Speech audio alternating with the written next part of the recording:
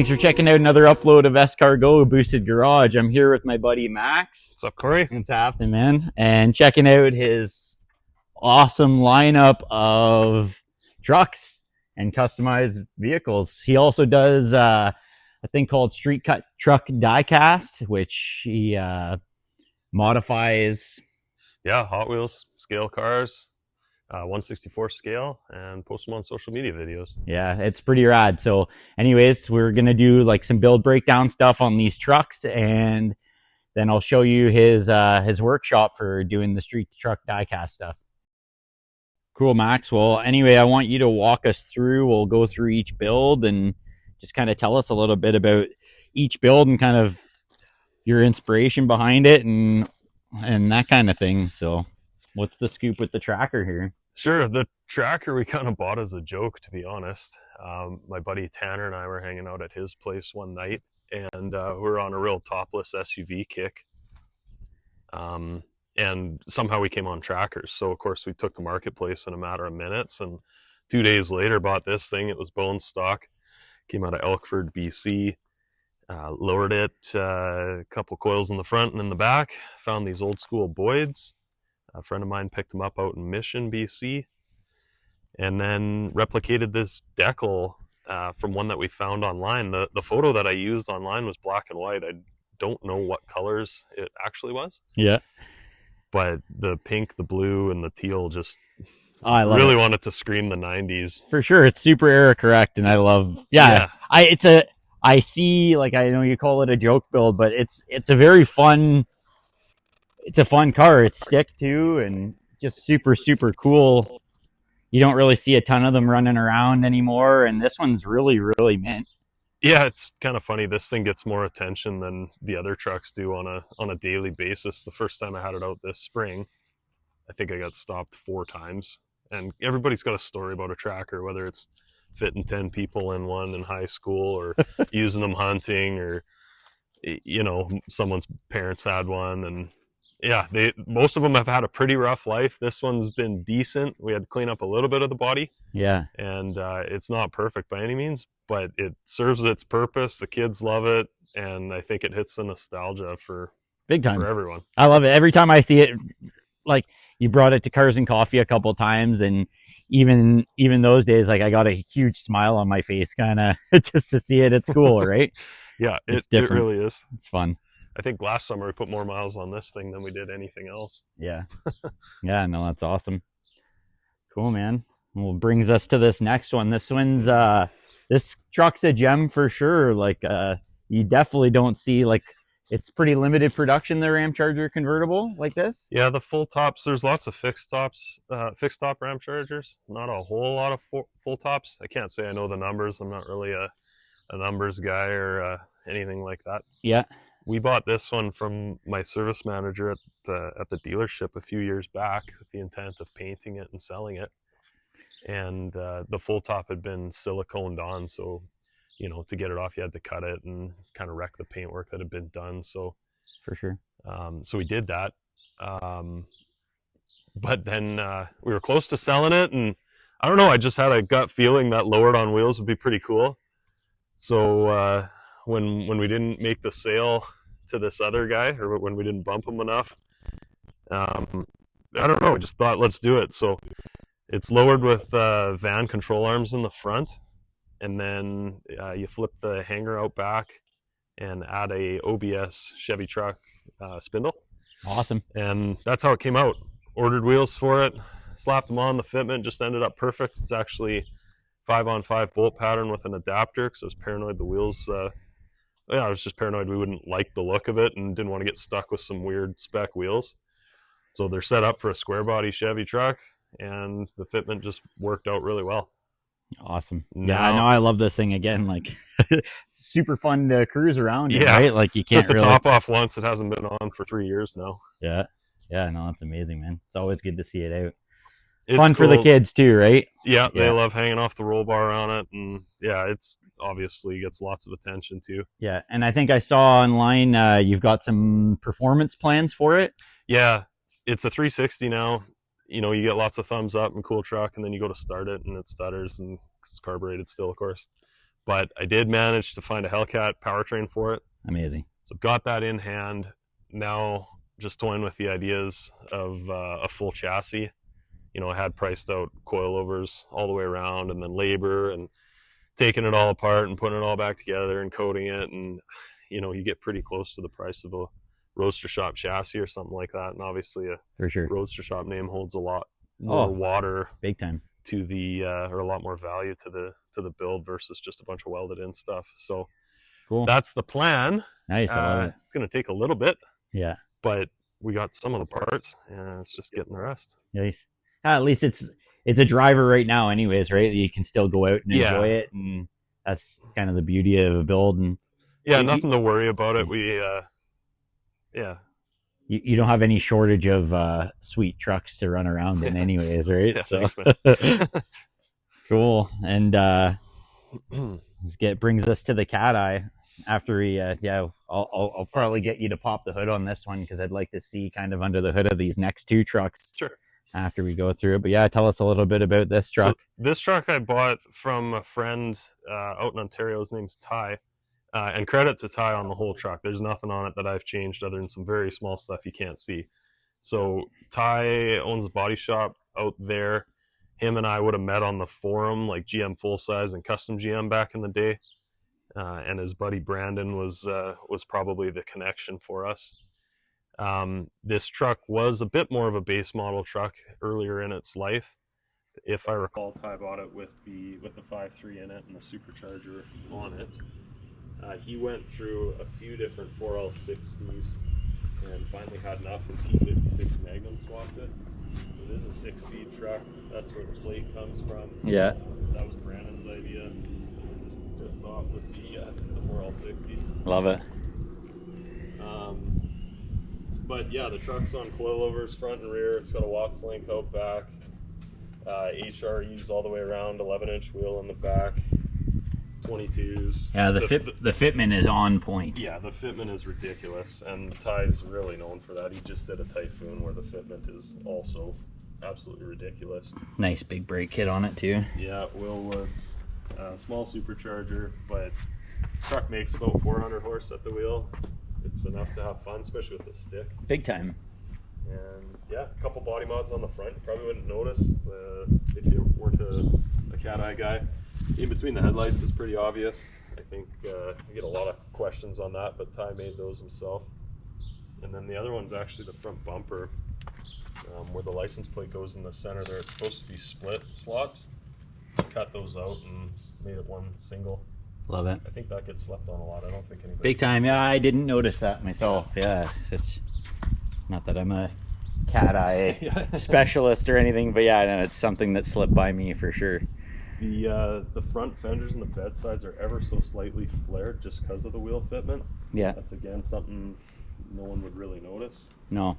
Tailgate handle shaved, but other than that, the rest of the body on the truck is stock. Nice. Yeah, I know. I like the I still even having been told about the flare in the fenders, it's so slight that you when you don't notice, which is super tasteful. You know what I mean? I hesitate to share that because like when you say fender flare, like you assume wide body and kind of like there's a place for wide body, but if it's obvious, it's for sure not as cool. No, for sure. So I think this truck's a really good example of less is more, and big time, and that enhanced OE look. Cool. Do you mind popping the hood for me? Yeah, for sure. It does have a Trailblazer SS diff in the back, so it's a little more narrow out back. You get a lot of questions about the wheel spec. Gotcha. But it ain't a single diff on it.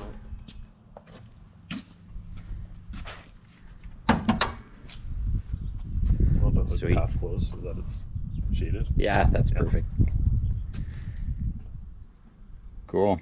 So nothing crazy, but does the job, sounds good. It's got a Corsa exhaust. It's really loud on startup, but it's really quiet at idle. It's cool because they don't really need a lot. Like, you know what I mean? Any little bit of forced induction like that just kind of makes it a little bit more happy in the back end and just fun to drive, you know what I mean? 400 horse in a short box is lots. I mean, 600-700 is a riot, but 400 does the job. Yeah, no, for sure. Awesome, man. I love this thing. Really, like, no, not trying to pump up your tires or whatever, but it's like there's not really a truck that you don't bring out that I don't kind of drool over when I see it. You know what I mean? Like each one of these is kind of unique in their own way, and they all have like a bit of a less is more build style to them, and I dig that for sure. I've got a vision. I don't have a lot of mechanical execution myself. I love helping, but I definitely can't do it on my own. But you know, I like to think that that what I've got in my head is good. Just need the help on the execution part. For sure. I'd love to take credit for the white truck. Yeah. That's all Ty, and I'll say that forever. Yeah. That's cool. And this is more your like OG build kind of. Like I know you've had lots of trucks before this, but this is kind of been your stable the longest. We've had this truck since 2010. It's a 2007 and a half. Coincidentally, the Cat Eye's in 07 as well. So yeah. They're both the same year truck, but the crew cab's obviously the back half. I bought it in 2010. We lowered it in December of 2010. We lowered it 5.7. Yeah. And as you see it now, it's on coilovers all the way around with a 4-link out back. It sits about the same. After 2010 there, we took it down to about 5.5, 8 all the way around on like Beltec DJM stuff. Awesome. And it sits about the same now with the coilovers. So I'd call it about a 5.5, 8 drop. Yeah, it sits so good. It looks awesome driving too. Like, yeah, our boys are both playing soccer in the same league, and I see you every on a random occasion driving it, and it just looks so good rolling. It's big, it's low. Yeah. It's a crew cab, which adds another element. You know, there's some 4.6 dropped crew cabs around. Yeah. Or kind of common to see them, I suppose. But anything more than that is a lot. I'll do it. Surprisingly, it doesn't bottom out much at all. That front chin spoiler on the bumper there, whether you believe me or not, it is the original one. I've never replaced one of those. Nice. And it's been at about that ride height for about 90,000 K now. Super clean again. Yeah, I love it, man. So this truck, I'm not sure if we mentioned it already, but it is turbo as well. Yeah, so this truck, Colin at RPM did all the work on as far as powertrain goes. It's the stock 5.3 with a 76 mil turbo, and it made 754 on the dyno at the wheel. Oh wow, I didn't realize that. That's amazing. Yeah, I think that dyno might be a little bit generous, but anyway, it is meth injection. It's been built and turboed like this for probably almost 30,000 K now. Never had any issues. We did snap the transmission output shaft. Yeah. And it's like the one thing Colin was unsure about replacing on, so we quickly put a billet one in and haven't had an issue since. But nice. And you do lots of like road trips and stuff with this truck too, right? Like, yeah, we've driven it to Phoenix twice now, up the west coast once. It's been around. I'll drive this thing anywhere. I got no fear with it. Yeah, no, that's awesome. Do you mind popping the hood on it for me as well? There's some hidden mods on this truck too. These inner fender tubs, my buddy Tanner Crupper in Arizona, Crupper's Rod and Custom, he replicated these because these are kind of your limiter on these trucks. Gotcha. The factory ones are plastic. They go straight across, so there's no tub where on the NBS trucks kind of goes up and you can get a little bit of wheel tuck. Gotcha.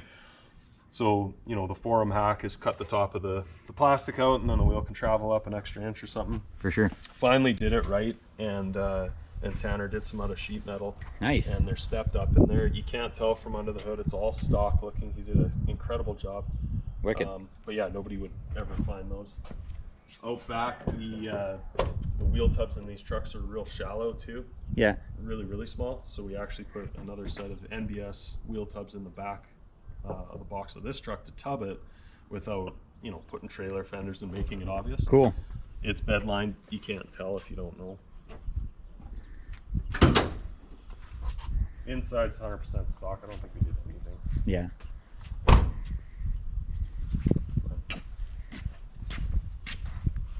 This truck has Viking coilovers all the way around, and like I said, a 4-link. It's a Twisted Metal Works kit out back. as well as their upper A arms. It still uses a DJM lower control arm. Rides like a dream, actually. I know, it's awesome, man. The family wagon. The family wagon, yeah. Lots of road trips in this thing, lots of kids. You know, my wife, I was thinking about selling it at one point before we did all the motor work, and she was the one who kind of told me not to. She's like, why would you sell that truck? Like, we're gonna have kids, we're gonna want to make memories. We've had that truck for so long, we've done lots in it. Like, for sure. If you're gonna keep one, you should keep that one. For sure. So when she said that, I figured, well, we're gonna keep it forever. We might as well make it fun. Yeah. And that's when all the motor work came. That's wicked. Turbo vehicles are fun too.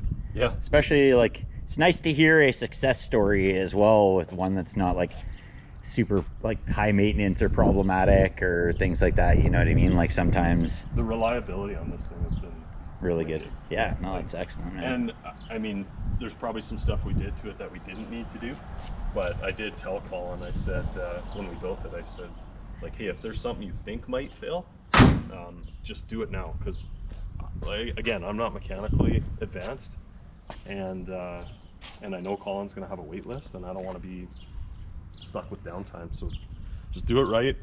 And he definitely did. 30K with no issues is pretty darn good. Really good, really good. And it's awesome, like, even to see that you're getting that usage out of your trucks too, you know what I mean? Like, that's my car, my personal car. Like, anybody who watches my stuff knows that it's a jack stand warrior. Like, I would love to put 30K on it. Like, that's my dream. I think we're getting closer to that now, but yeah. Kids limit the use on the white truck. Yeah. But the silver one, like, we'll take them to school in it all the time, and, you know, just treat it like a normal car. Cool, man. Well, hey, anyways, that's aside from showing you guys some more of the street truck diecast stuff, that kind of wraps up what we were going to cover here. So appreciate your time, Max. Thanks, Corey. Yeah, it's always always good chatting with you about car stuff, and I appreciate you sharing your collection with me.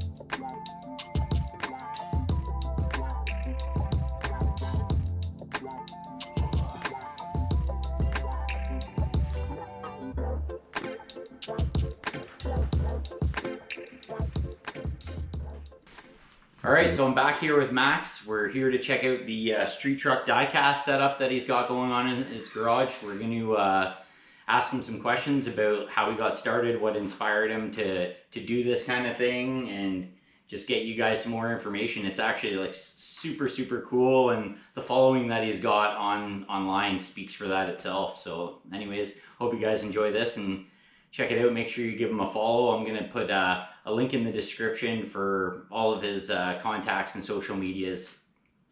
Cool. So here we are. I got Max in the house. What's up? So we're in the street truck diecast workshop. Tell me what kind of inspired you to get started doing this stuff, Max. Sure. Social media has always been kind of a game for me. You know, I'm not a video game guy or nothing like that. And, you know, for the longest time, Instagram, I always wanted to hit 10K followers. I don't know why. It was just kind of like playing Farmville and getting enough coins and building your farm. Yeah. And anyway, I met a couple of the right people and learned the ropes a little bit. And, you know, as a real car guy, I think most of us want to be somewhat famous on social media. For sure. Like, how long ago would you say you started collecting? Ooh, Hot Wheels? Yeah. Man, just like every car guy since I was, A kid, kind of. Yeah. 1, 2. I know it's funny. Off camera, we were just talking about how, like, a lot of guys our age, the more you talk to them, the more you figure out that they all have a hidden stash of Hot Wheels, and we all secretly love to collect these things. So yeah, I got a guy 2 doors down. He's determined to show me his Hot Wheels collection before we move. That's awesome. And as you can see, Max has got like a really, really killer setup. Lots of little dioramas and stuff like that, which kind of brings me to my next thing. So on Max's website, he developed and builds these workshops. So yeah, we'll go to, this is the one that's actually for sale on the site. This one's decked out with M2 Machines decals. You can obviously decorate it however you feel like, but you want to tell me a little bit more about these, Max? Yeah, so it's kind of silly, but behind it is the original workshop, and what it is it's a painter's tray, or at least I'm led to believe it's a painter's tray. And I started working off of that piece right there, and there was a fascination online about it. Everybody liked it. I think it was the portability. It looks raw. There's glue marks and paint marks, and it just looks like a dirty shop. For sure. And you brought this to SEMA too, right? You've had displays at SEMA for this stuff. Yeah, that went to SEMA, which is pretty wild. That's cool. So anyway, that inspired this other one that is decked out in the M2 stuff. So we sell them on the website in just raw MDF, kind of like that. Built the decals, redesigned the sides there to look like garage doors instead of triangles. That's cool. Are they functional handles too for moving it around? And they're functional. Awesome. Comes with a little bottle of Type Bond glue, and put some dados in it so that you can hide some LED strip lights in it. And a high school friend, Curtis Duvey, Curtis Custom Woodworks, he's the one who helped me put this together. He was kind of hounding me about it, and I think we've sold 120-ish so far. That's so cool. Who would have thought, eh? Yeah, who would have thought it was right. It's just such a cool, like, I don't want to call it a pipe dream, like, because it's reality, right? But it's like such a cool, like, it just, for me, it's inspirational because it's like, don't ever sleep on your dreams. Like, anything is possible, really. You know what I mean? If you just kind of put it out there and chase what you're into. Yeah, it's wild. I mean, the internet will tell you what they like, and they kept telling me they like this, and I guess the purchases kind of prove it. Everybody wants to buy all these modified Hot Wheels all the time, and there's lots of guys doing that type of stuff. I don't sell any myself. I just don't really feel like dealing with a guy who might be upset with a toy Hot Wheel car. Yeah. Cut MDF on the CNC isn't so bad. You can deal with that, but for sure, toy car complaints might get old quick. No, that makes sense. So over here, I see you've made like a special custom double wide for your personal setup now. Yeah, this one's a little bigger. I mean, the idea of building these shops ourselves was so that I'd have a little bit more room. That old one outgrew it pretty quick. Nobody really knows, but I do have another one of these as well. So the plan was to do 4 bays wide, so 8 feet total. Sweet. I'll get that out at some point, but yeah, for now it's too wide. Might put the rigs on one side, the cars on the other, or might do a body shop, might do a teardown, might do paint, might do fab. I don't know. It's crazy. It's endless. You can mimic as much as you want from the real world. Yeah. And it seems like people eat it up. Oh man, every one of your videos goes crazy. It's awesome to watch from the outside. I can only imagine it's got to be surreal, even sitting in your shoes, kind of seeing the reactions and everybody just loving it. I see there's a lot of demand for guys want to see you doing like longer length, like full custom build teardowns and build ups, I guess you can call it. Yeah, most of the videos, well, all the videos are less than 60 seconds, but lots of people have been asking for 10-minute videos. So is that something that you think is in the works? I tried one the other day, and all I did was take 6 pieces of a video. Like, I took one build and had posted it in 6 different videos, and I just mashed them all together and posted on YouTube. Yeah. YouTube's the only platform that'll take long form content. For sure. But I don't know, it doesn't perform as well as the shorts. I know there's benefit to building long content. It's time consuming though. I've kind of self-committed to posting a video a day.